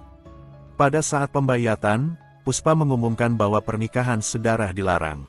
Siapa yang berani melaksanakan, akan dihukum dengan berat. Di sisi lain, Istana Bayangan dan Teratai Air juga sedang direnovasi. Satria menunjuk Tuan Endrasuta dan Bos Jala Mambang sebagai penanggung jawab tambang emas Artapura. Adapun untuk urusan administrasi pemerintahan, berdasarkan persetujuan Ibu Suri, Satria menunjuk Soma Uratbumi. Walhasil, Soma menjadi Adipati Artapura, sebuah kedudukan yang setara dengan raja kecil di kerajaan lain. Setidaknya, Soma dapat membangun angkatan perangnya sendiri yang bisa berjumlah 50.000 sampai 100.000 orang. Kenapa tidak kau saja, protes Soma saat pertama kali Satria mengutarakan maksudnya. Satria menggeleng, aku tidak cocok di bidang itu. Artapura adalah wilayah yang cukup luas dan kaya. Hanya kau yang kupandang cocok dan kupercaya. Aku tak bisa menetap di sini, ada banyak hal yang harus kukerjakan. Soma, kau harus memperkuat kedudukan klanmu. Dalam peristiwa terakhir, kekuatan pasukan bayangan sudah sangat dilemahkan. Ini kesempatanmu untuk membangun kekuatan. Yang penting kau ingat pesanku, kan? Soma akhirnya mengangguk. Apa yang dikatakan Satria sangat masuk akal. Baiklah, aku setuju. Kau jangan khawatir, aku akan selalu ingat pesanmu. Jika aku bertindak zalim dan tidak adil, maka pedang keadilan pasti akan datang untuk menebas leherku. Satria mengangguk puas. Kapan-kapan aku akan berkunjung kemari. Kau mau pergi sekarang? Tanya Prameswari. Satria mengangguk, kau mau ikut? Kemana? Tanya Prameswari lagi dengan mata berbinar. Tanjung Bintang, jawab Satria singkat. Kening Prameswari mengernyit, untuk apa? Satria menjawab, aku akan mencari petunjuk akan asal-usulku. Menurut informanku yang terpercaya, ada petunjuk yang bisa kuandalkan di sana. Prameswari mengangguk, baiklah, aku akan ikut. Tapi berjanjilah kau tidak akan macam-macam denganku.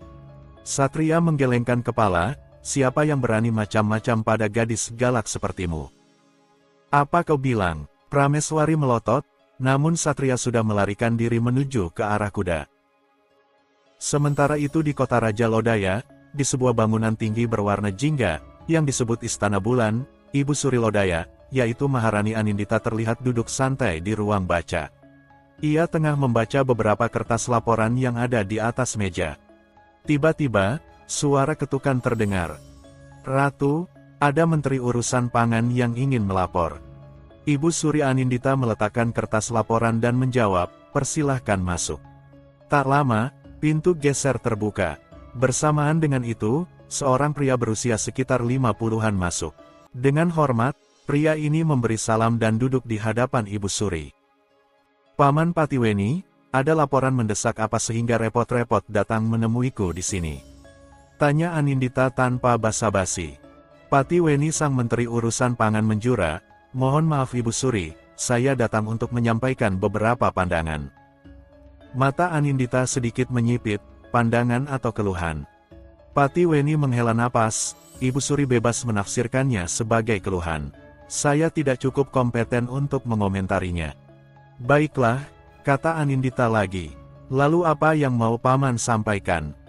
Patiweni menjura lalu berbicara, seperti yang Ibu Suri ketahui, kerajaan Lodaya didirikan bukan oleh satu keluarga saja.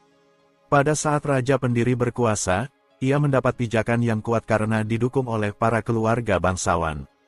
Kini, 4 keluarga bangsawan mengeluarkan suara keberatan atas keputusan Yang Mulia Ibu Suri. Anindita menarik napas pendek, "Keputusanku yang mana?" Patiweni menjawab, menunjuk Satria, seorang pemuda yang entah dari mana sebagai wakil panglima, dan menugaskannya untuk pergi ke Artapura. Ibu Suri Anindita mendengus, dia sudah membuktikan kekuatannya di militer. Dia sudah lulus tes perwira tinggi, mengalahkan beberapa senopati, dan menahan serangan utama dari Paman Cakra. Bukankah itu artinya dia layak untuk posisi wakil panglima?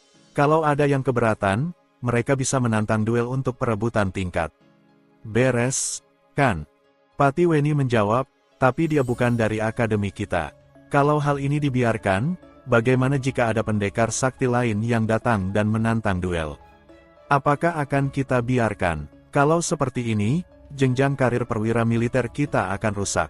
Bagaimana kita semestinya menghargai mereka yang telah berjasa? Anindita mengernyitkan kening, Satria sudah berjasa besar. Dia berhasil merebut Artapura. Daerah itu kaya akan emas dan merupakan basis pertahanan terluar kita di utara. Berapa jenderal yang diam-diam kita kirim selama 10 tahun ini? Dan sebutkan siapa yang berhasil. Patiweni menjawab, tapi dia telah mengorbankan ribuan tentara untuk misi ini. Lodaya telah kehilangan lebih dari 6.000 prajurit. Mereka adalah orang-orang terlatih, yang kita didik dengan biaya besar. Anindita memotong, tapi Sulimati diam-diam meletakkan hampir 30.000 pasukan di Artapura, sedangkan kita hanya memiliki kurang dari 15.000. Pasukan Sulimati kehilangan 24.000 orang, sedangkan pasukan kita hanya kehilangan 6.000 orang. Bagaimana bisa kau mengatakan kita rugi besar? Patiweni menjawab, tapi angka 6.000 itu tidak bisa disebut sebagai hanya. Itu adalah nyawa manusia. Mereka adalah putra dan kepala keluarga. Mengapa nyawa manusia dipandang murah? Apakah setelah Anda duduk di singgasana, nyawa pengikut Anda tak lagi berharga? Keadaan seperti ini, siapa yang bertanggung jawab? Kau, tanda tanya petik 2, Anindita mengepalkan tangan diam-diam. Patiweni menghela napas, keponakan, aku tahu kau menyukai anak itu. Entah apa yang membuatmu begitu mempercayainya. Tapi, dia itu terlalu impulsif. Strategi militernya telah mengorbankan banyak pasukan kita. Dan itu memancing ketidakpuasan dari para jenderal kita. Anindita mencibir, maksud paman adalah para jenderal yang asyik duduk di rumah nyaman mereka di ibu kota, kan? Patiweni tak menanggapi. Ia kembali berkata, Satria bahkan menunjuk rekannya sendiri untuk menjadi adipati Artapura. Apakah di ibu kota ini tak ada bangsawan yang layak? Anindita mendengus, tapi Soma Urat Bumi juga bangsawan, kan? Patiweni mengangguk, memang. Tapi klan Urat Bumi sudah lama meredup. Hanya sejak bocah Soma muncul sebagai bakat langka saja mereka kembali menggeliat. Anindita menarik napas panjang, Paman, jadi apa yang ingin kau katakan sebenarnya? Jangan berputar-putar. Patiweni memasang ekspresi terkejut, Ibu Suri terlalu berprasangka. Saya tidak bermaksud apa-apa. Semua yang perlu saya sampaikan sudah saya katakan. Mohon Ibu Suri mempertimbangkannya dengan baik. Anindita menatap Patiweni dengan masam. Ditatap seperti itu, Patiweni hanya terkekeh pelan. Karena sudah tak ada urusan, saya tak ingin mengganggu Ibu Suri lebih jauh. Saya mohon undur diri. Kata Patiweni yang kemudian menjura dan mundur pelan-pelan. Setelah kepergian tamunya, Anindita yang sejak tadi geram menggebrak meja. Pada saat inilah satu bayangan muncul di sisinya. Ratu, mohon tenangkan dirimu. Kata sosok yang tak lain adalah Mawar, pengawal pribadi kepercayaannya. Sialan, rubah-rubah tua itu mulai menunjukkan ekornya. Maki Anindita kesal. Mawar menghela napas, Ratu, bagaimana rencanamu selanjutnya? Anindita mendengus, mereka ingin bermain. Aku akan melayani mereka. Aku bukan orang lemah yang dulu. Kita lihat siapa yang akan menari di detik terakhir. Mawar menggelengkan kepala, Ratu, apakah aku harus memperingatkan Satria? Anindita menoleh dan bertanya, mengapa? Bukankah kau tak menyukainya? Mengapa begitu perhatian? Mawar melotot, cih, pemuda mata duitan itu, mana mungkin aku menyukainya? Hanya saja, kamu secara sengaja menjadikannya sebagai target bidikan para rubah tua itu. Tentu mulai sekarang seluruh gerak-geriknya akan dijadikan pusat pantauan lawan, kan? Anindita balik menunjuk dirinya sendiri. Bagus. Bagus. Kau menuduhku sengaja menjadikannya target bidikan. Kau kejam sekali Mawar. Kupikir kau sahabat sejatiku. Mawar terlalu malas meladeni drama dari Ibu Suri Lodaya ini. Ratu, aku tahu dirimu lebih dari siapapun. Kau menjadikan dia wakil panglima, menunjuknya untuk ke Artapura. Itu semua sudah kau pertimbangkan bahwa ketidakpuasan dari para bangsawan akan muncul. Kau memancing ikan besar dengan umpan besar. Kalau pemuda itu tahu, aku khawatir dia akan berbalik melawan kita. Anindita duduk kembali dan menyandarkan tubuhnya dengan malas. Kau orang yang sama sekali tidak seru. Kau tahu semua rencanaku, kata Ibu Suri ini dengan nada acuh tak acuh. Mawar mendengus dingin, jadi, apa rencanamu? Cih. Anindita memasang ekspresi kesal. Ia lalu mengeluarkan sebuah surat dari laci mejanya. Aku sudah menuliskan semua pergerakan para bangsawan itu pada surat ini. Memang niatnya akan kukirimkan pada Satria sore nanti. Tak disangka, para rubah tua itu lebih terburu-buru dari yang kukira. Mereka dengan cepat mengirim Paman Pati Weni kemari. Panggil Lembu Geni dan Arimbi ke sini. Aku punya tugas untuk mereka. Mawar mengangguk dan langsung pergi. Tamat.